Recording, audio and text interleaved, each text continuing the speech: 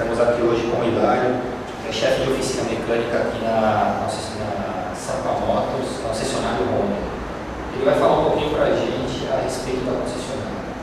Boa tarde, meu nome é Hilário, encarregado de oficina da Sampa Motors, concessionária Honda.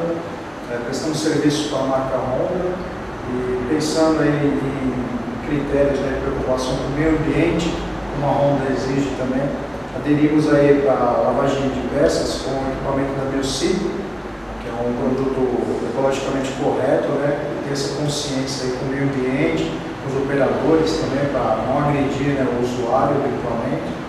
E por não gerar descarte também, porque é um produto que tem os micro-organismos vivos que se alimentam da graxa do óleo. Legal esse conceito, é uma novidade para nós. O concessionário tem 3 meses apenas e pensando nisso, né, viemos aí com os equipamentos mais sofisticados do mercado. Então hoje está atendendo bem para vocês em relação à lavagem de peças?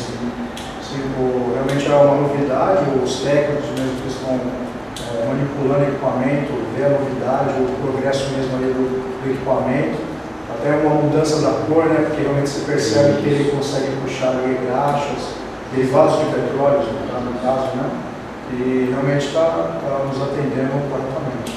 Então tá bom.